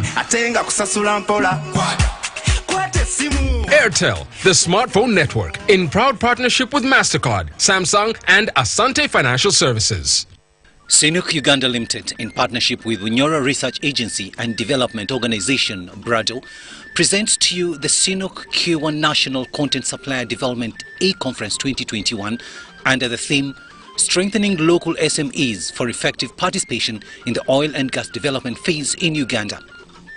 Panelists include Mr. Alex Byamkama, National Content Officer, Petroleum Authority of Uganda, Martin Byarhanga, Executive Director of Bunyoro Research Agency and Development Organization, Mr. Matthew Chaligonza, National Content Manager, Sinuk Uganda Limited, Engineer Fred Musinguzi, Chairperson of Bunyoro Business Club, Mr. John Walusimbi, Executive Director, Federation of Small and Medium Enterprises in Uganda, Ms. Sylvia Kirabo, Head, Marketing and Public Relations, UNBS, and moderated by Mr. Byencha Fred.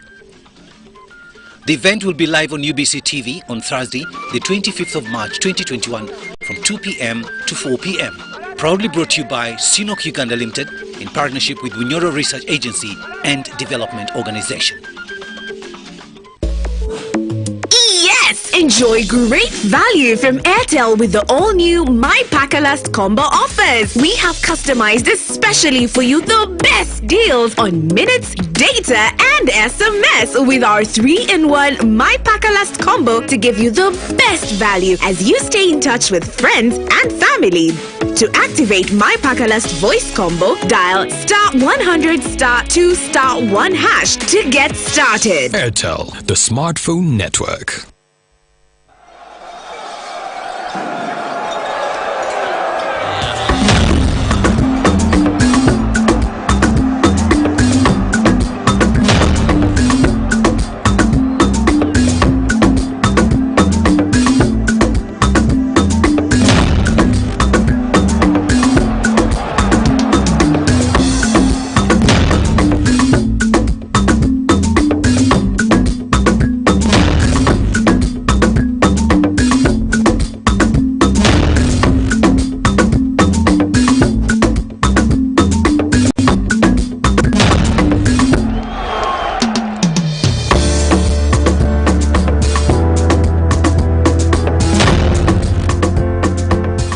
That's their way of stopping HIV. What about you?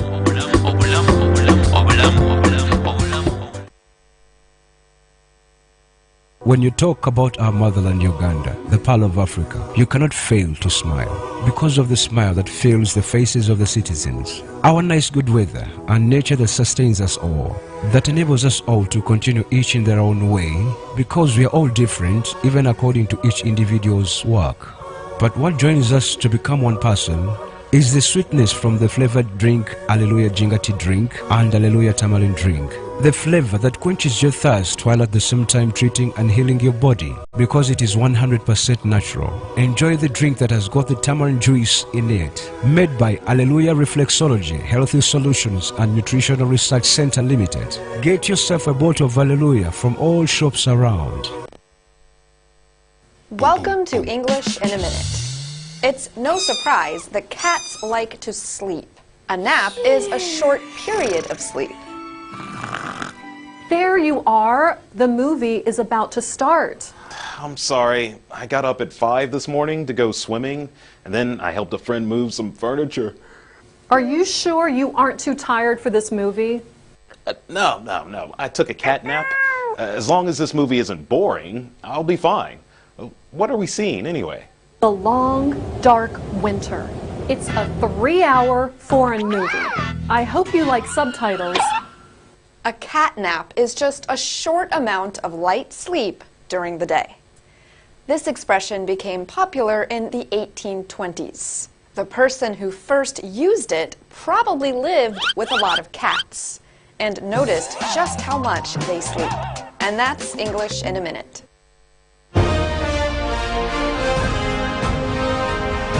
Live from UBC Studios in Kampala.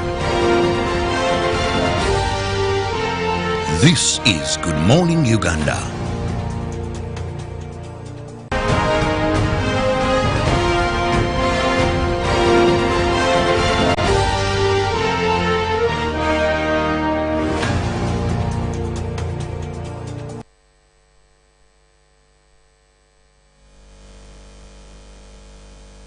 Uganda agenda. Thank you so much for keeping it on UBC TV. Well, yesterday it was all celebrations as Parliament marked 100 years of existence. Whether they have performed their significant roles, those were some of the issues that were being discussed. And history was made. We still continue to congratulate the Honorable Right Speaker of Parliament and of course all the parliamentarians and most in particular His Excellency the President of Uganda, who has allowed a parliament to stay for this period of time. Many his predecessors could not tolerate the August House, yet it was not as vocal as it is today. So we congratulate him also for having created that conducive environment for the August House to thrive in Uganda. Today, we are not going to be discussing Parliament. We are going to be discussing a country known as Uganda, gifted by nature with the natural resources, targeting more the oil sector. Oil in many countries, it has been a blessing. It has been the anchor to their development because, of course, the billions of money it brings into the country. But some other countries, oil has been a curse. Is Uganda's oil a blessing? Will it be a blessing or will it be a curse? Today, I'm privileged to have a lecturer, private consultant in the oil and gas sector, but also an expert who did gas law. He lectures in a couple of universities, but also has been consulted on a couple of projects regarding oil in Uganda. And this is Muhereza Nicholas Ndiakira, with whom we are going to be discussing updates in the oil sector. This is a talk that's been on for some time. When our oil finally, for over I think now coming to 20 years, this conversation has been going on. And people are wondering. Sometimes we hear rumors. Already we are selling oil to a couple of countries. So these and more are things we're going to be discussing. So enjoy the discussion this morning. Muhereza, you're most welcome to our studios. Thank you so much, my brother, and I'm happy to be here once again. It's beautiful. Congratulations. You guys are doing a good job, I must say. Everything has changed at UBC. Even the graphics and the pictures back home, once you're watching UBC, the shows, the talk shows. Congratulations to you guys and the management and of course the government, which has facilitated everything to make sure you guys can trend. So I'm happy to be here. And good morning, Ugandans. We last hosted you, I think, before the COVID times. Yeah. How have you been lecturing, the consultancy, and the COVID? I don't see a COVID-shiness in you. Eh? Oh, thank you. Yeah, of course, it's by God's grace that we Ugandans are living. And thanks to the government, which has actually managed the COVID quite very well. If you are to benchmark and see how other places are doing, especially in the so-called Western world, where the people we admire so much, I think this time Africa, and especially Uganda, and our dear government and our president has really guided us very well, and they have done a good job. So COVID has affected everyone, including myself and everyone, but we are sailing through, and we want to thank God for that. And of course, the Ugandans who have been able to follow the SOPs that were brought in by the government of Uganda. And even the oil and gas sector has very much been affected by COVID. I remember at some point the price of a barrel of oil was below negative due to COVID, but now everything is going back to normal in terms of trade, and we are really optimistic that the oil and gas sector is really catching up again. And as practitioners in this sector, we are really looking forward to big things, especially in Uganda's perspective. If you are now to, of course, it is very unfortunate about the passing of one of our own, the departed President John Pombe Joseph Magufuli. Of course, our condolences to our dear East African colleagues down in Tanzania. I mean, he was such a crucial person in terms of, if you ask our technocrats in Petroleum Authority or in the energy sector, they will tell you that Magufuli was such a major partner in terms of achieving fast oil. And I think the president was very categorical when he even issued the statement and even recently paid his respects to the great man. But nevertheless, we are here not forever. We are supposed to only play our part as individuals and then pass on the mantle to the others. And so I think the project will go ahead. If you have to look at the statement which was issued yesterday by the Petroleum Authority, they are mourning the great man, and they are actually postponing the That was the launch of the pipeline, which was supposed to have been held on the 22nd of March. Yeah. But remember, Magufuli died on the 17th, and it has been postponed to April, date not given yet. Yes, but we hope it shall take place. Well, before we go into oil exploration in Uganda has taken a couple of phases. Yes, and now, our viewer, we are in, that is the final investment decision. But before we even get to that, I want to begin, because now we are going to be discussing, let's first clear something out of the minds of a couple of Ugandans who may be living in doubt. Has Uganda already begun selling its oil? Let's first ensure that we have this done, and then we go into serious business. I very well know that most Ugandans think that Uganda, just because of what has been happening in the oil region in Hoima and Ulisa, the roads, then now an airport. The road projects, then the airport involvement as well, the refinery project also in Kavari. People think that, of course, Uganda, it's many years ago that Uganda was able to discover oil reserves. But it takes a very long time to, for example, to do exploration, complete viable exploration, then do appraisals and development and so on. And you can see how people have been waiting impatiently for our first oil. But while you are doing all that exploration and development, there is some oil you have to get out of the ground, the crude, which is, however, not usable, for instance, in a vehicle, or for Uganda to be able to sell it. It is only oil which is just used for purposes of doing research and testing. But there is no oil that Uganda has been able to sell. That I think that should be very made clear, that Uganda has not made its first transaction. That's why we are dreaming of the final investment decision. The president has been very clear that before we can start producing oil, it is very pertinent for Uganda to be ready at all fronts. We now have oil companies which are already here contracted to start on the development, which is already ongoing. Then we are looking at the big project, the East African Crude Oil Pipeline, or the ECO project, which is going to help us export the oil. So we would never have started exporting oil not without having the project, the East African Crude Oil Pipeline. It wouldn't make sense. Or when you haven't signed a contract with the people who are allegedly drilling the oil out of the ground. We don't have any, we are yet to sign the final PSAs or the production sharing agreements between the government of Uganda and companies like Total and Sinuk. So it is still far, not so far away, but I would, in my own opinion, maybe would say maybe in 2 years, 2 years time or 3 years, we could have our first oil at the port of Tanga, and Uganda would start receiving some good monies to change our economy for the rest of our lives. Remember, that will involve having completed the pipeline that will get the oil to that. So if that can be done in the period you've stated, then maybe we can have our first transaction happening. So those fears that Uganda's oil is being sold to some countries, very clear, and also that is those are just rumors or a bit of politicizing there. Now let's look at the final investment agreement decision, because we've had a couple of steps. First was the exploration, then environment, impact assessment reports, compensation and all this. Now we are at the final investment decision. What is entailed in this? For the final investment decision, I think it is, if I was to break it down in a layman's language, it would be kind of an arrangement a final agreement between companies. Actually, it should be very made clear that the FID is not strictly about government of Uganda. The FID is an arrangement between companies on how they are, for instance, going out to carry out operations in regards to the development and production of oil in Uganda.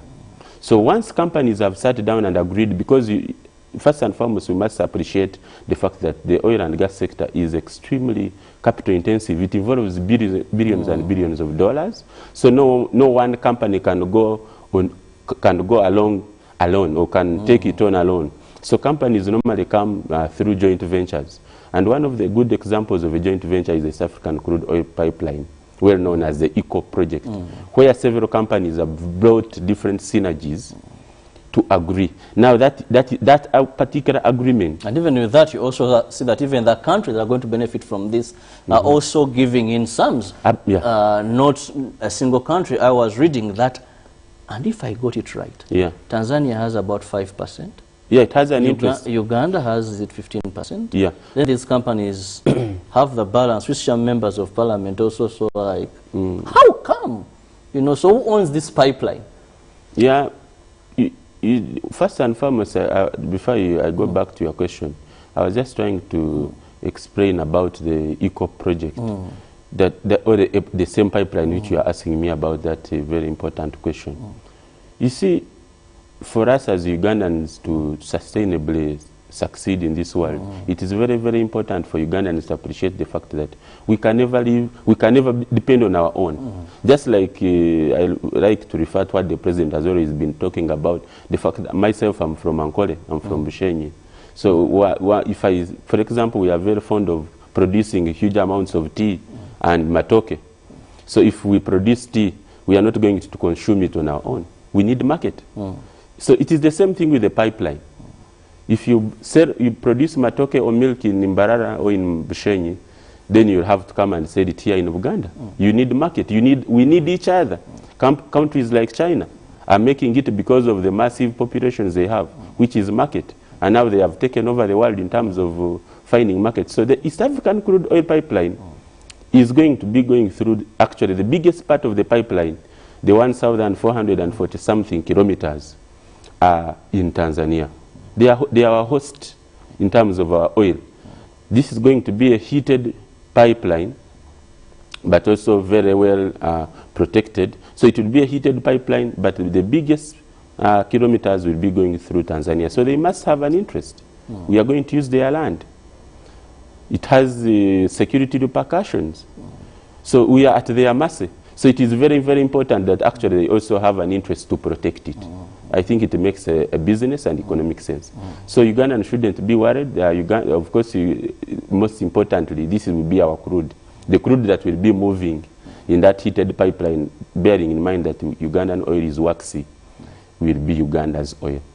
But then there are some costs that will be going to other partners or parties that have invested in the pipeline. I hope that makes it quite clear.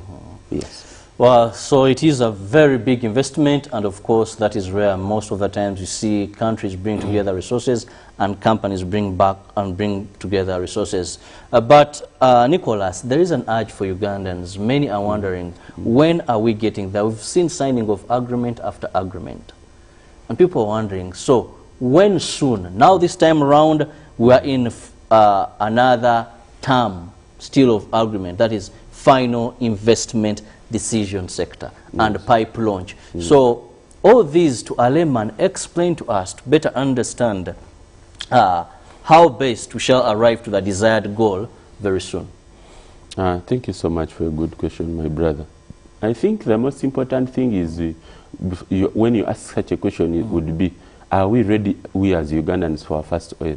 Because, I mean, anytime soon, as I already said. Hopes have always been absolutely high. Yes, we are. With the time, some we are now closer than ever. I mean, this is closer than ever, and I want to thank everyone that has been involved. These legends who have done exploration, the geologists, people the lawyers who have been, drafting these. If you look at back in 2013 when we had our first registrations to manage and regulate this sector, the private players, everyone who has been, people have done their part. The government has delivered. Now, it is just a matter of us Ugandans, are we ready to take up opportunities? Have we built enough capacity? And the answer is yes and or no, because it is important for companies. If you look at the Petroleum Authority on their website, they have a national talent register. Then they also have a national supplier database where all companies that are interested in supplying in this hugely demanding sector of oil and gas in terms of qualities are supposed to be listed. So as Ugandan companies, I urge them to actually work hand in hand with the Petroleum Authority and make sure that they are qualified to work under the petroleum sector. In terms of the question, when we are having our first oil, it is just a matter of time. It is just because with the passing of our comrade Magufuli, may he rest in peace, by the way, you would be having now arrangements already in place. We are supposed to be signing them in this very week, and the president also alluded to it when he was eulogizing the great man. So it is now about companies coming together, agreeing on a few technicalities, and then the rest now will be production. We are I think if you have to look at the website for the Ministry of Energy and Mineral Development, especially Petroleum Authority, you look at the project, the Tirenga project, because we have two areas which are supposed to be the major concern now in terms of development and production of oil. That is Tirenga and Kingfisher, and then together with the pipeline. So Tirenga is already coming on board. They are telling us that by April, according to Petroleum Authority, the statement they issued, we are likely to have the launch of this project, Tirenga, and the East African Crude Oil Pipeline, the construction of the launch. So once that is done, we just have to wait for the people who are now concerned to make sure that we have our first oil. And my prediction is that maybe in 2 or 3 years. I don't want to be an economic dreamer, but I think in 2 or 3 years we should be having our first oil. But the most important thing is for Ugandans, be it in the transport sector, in the food sector, in catering, in training, our people who are going to be doing welding, everyone being ready to take up these massive opportunities. The Chamber of Mines was recently running a kind of an advert about how Ugandans can take up opportunities, and I'm sure it was taken during COVID actually. So they did a very good job in terms of awakening the spirits of Ugandans and showing them where opportunities lie. So it is very, very important for the business sector and Ugandans as a whole to prepare. Nicholas, we know we are fast-tracking, and of course Ugandans are yearning or craving to see that we are able to transact in the oil sector. Yes. But as an expert, a person specialized in gas law, yes, sir, most of the times there is a hurry for this. But how steady are we going in terms of the legal frameworks? Yes. Some countries have finally begun exploitation of oil transactions, and they are almost robbed of their natural resources. Yeah. Companies are eating very big, yet the countries where this oil is being gotten from are getting peanuts because of funny agreements. That's very true. And this also in Uganda, we've had a couple of once in a while members of parliament, activists questioning the nature of agreements we are making. I need your comment on this. Thank you so much for a very good question. I think to even answer it without going into very much detail is that Uganda has been blamed by most people for delaying.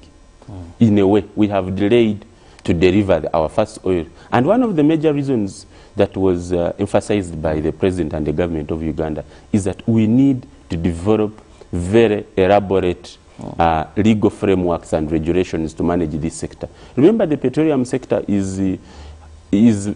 can quite, as you mentioned at the beginning, having natural resources in itself can turn out to be a curse. So Uganda recognized that. And what did we do? We took our time. Uganda has taken its time to get where we are.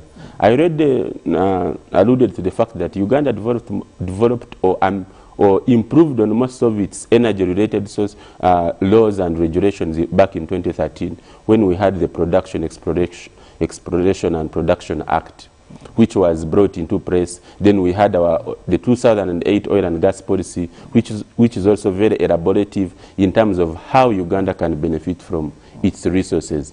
So if you are to look at the Refining Act and midstream, all the laws and regulations that are in place have made sure that Uganda does not mess up when it comes to the law regulating this important sector. So if you have to look at local content, for instance, which is very, very important, we are now talking about a law specific on local content, which is how Ugandans can benefit from the oil and gas reserves we have. So I think there is a lot to really respect and admire from how Uganda is ready in far as the legal or the regulatory framework. So I have no doubt whatsoever that laws and regulations available are actually going to take us to where we want. Quick economic development, regulating the companies, and also protecting our dear environment.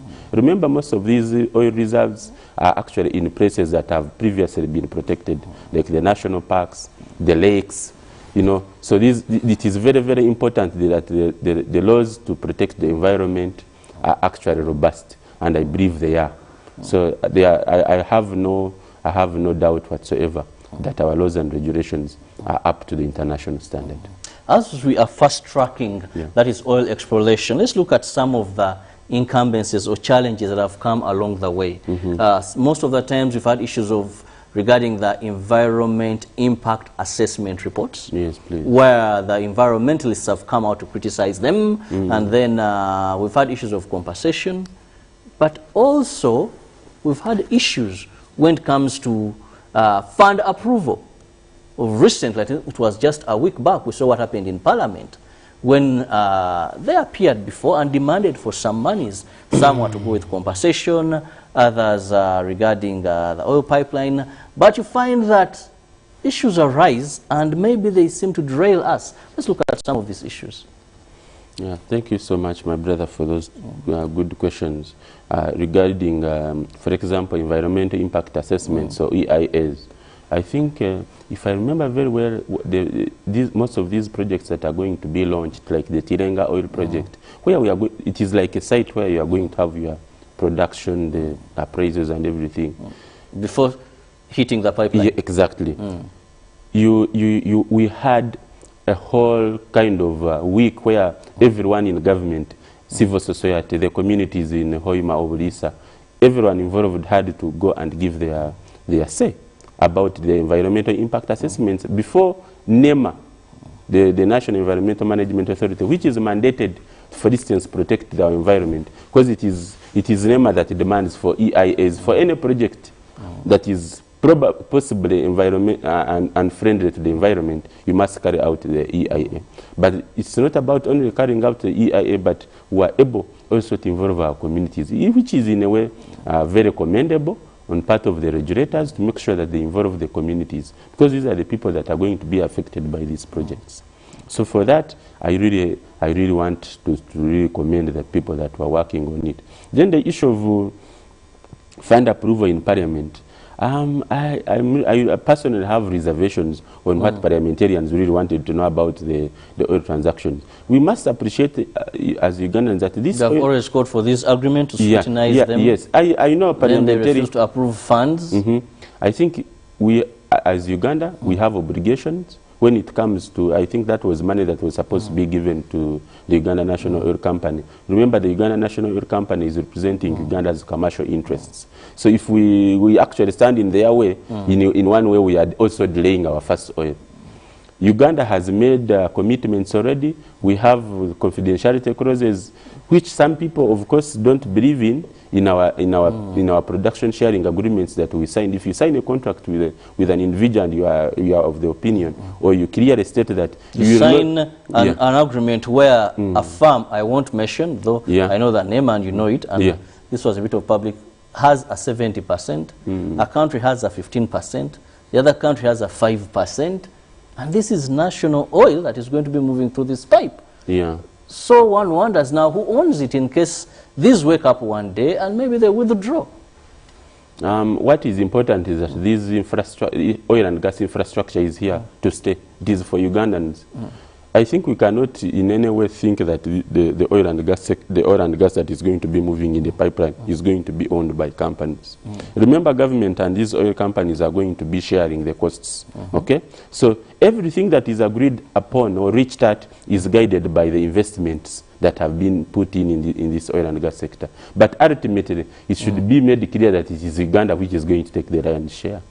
And that's why we have taken a long way that each and every agreement, I think it is important to trust our technocrats. But also, Nicholas, and trust there is, Ugandans. yes, I could agree with you, but Yes. I beg either to disagree, I beg to disagree with you. Yeah, you're when entitled. you look at contracts of investment, yes, please.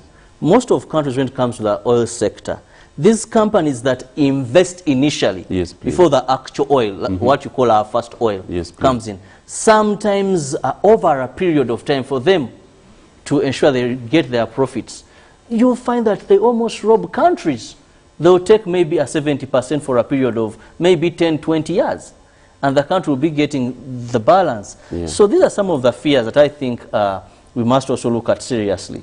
That yes, oil investment requires a lot of initial capital, a lot of money that maybe nations, poor nations or third world countries do not have. Yeah. But also this issue of that period to which the companies must recap their rate in investment also sometimes renders countries more of slaves as their resources are being taken. Yeah, and that, I want you are actually right really to disagree with me on that.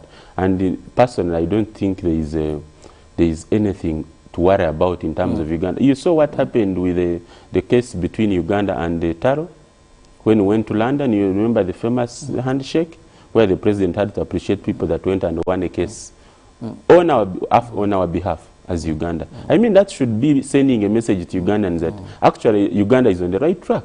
Okay. We are trying to recoup each and every penny that we feel belongs to us as Ugandans. The capital gains tax, the famous capital gains tax case that we won in London, after we had already even won here under our tribunal in Uganda, is a testament that actually Uganda does not play games when it comes to what it deserves. So for me, actually, as someone who has been following this sector very keenly, I feel we have actually even exceeded our targets in terms of most resource-rich countries that are still developing, especially in sub-Saharan Africa. That Uganda is already at a steady progress when it comes to recouping its funds from the resources. We have already taken some money in form of royalties. Uganda has been receiving money from every time we make any concessions in terms of signatures, we give out licenses, there is some money that is paid to the government. Example was selling its shares, and the heritage also the transfer of shares. There is always money that is paid to the government of Uganda. If the government had already given away all its rights to the companies, then we wouldn't even be getting any money from these companies at transfer of shares. So that tells you that irrespective of what is out there in the media, what people are already saying, I can assure Ugandans that Uganda is set to benefit from this petroleum sector. But it is also very important for Ugandans not be too expectant.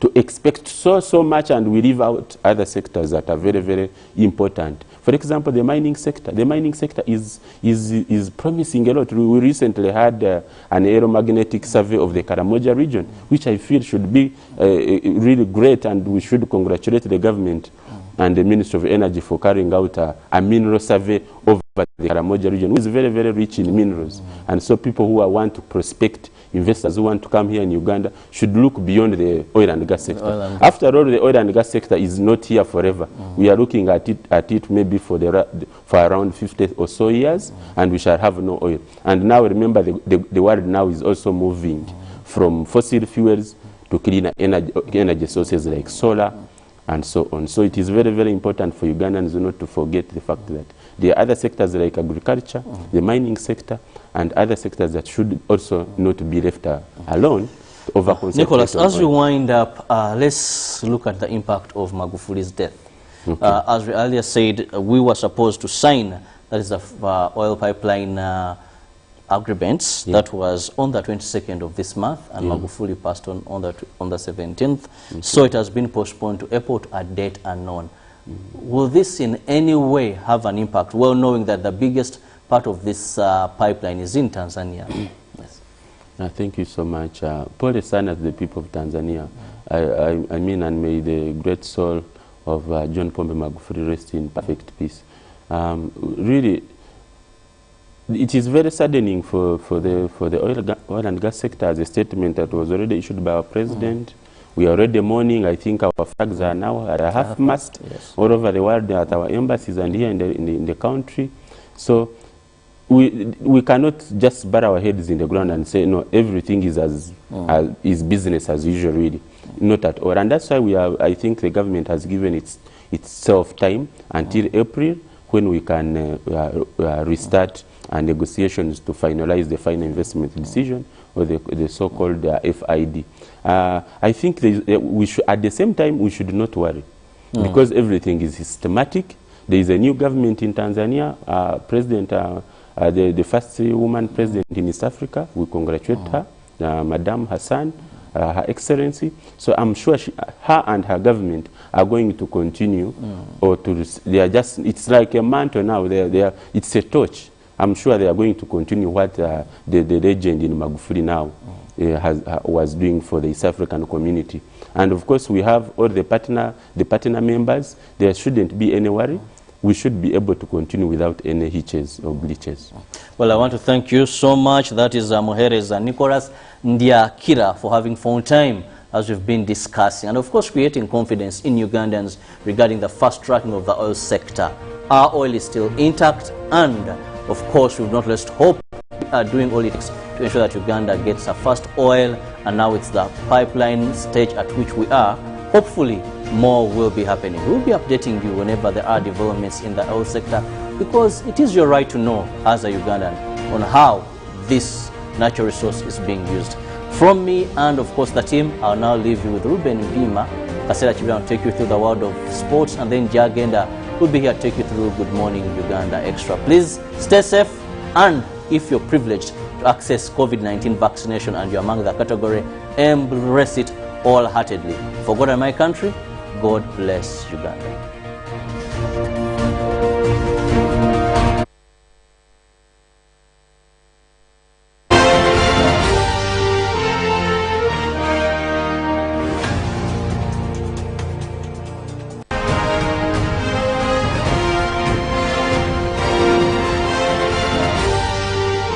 This is Good Morning Uganda.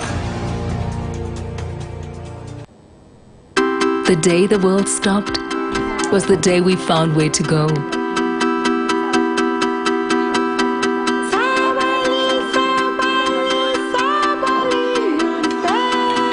From now on, we're not going to leave anything on our plates, because we've learned to say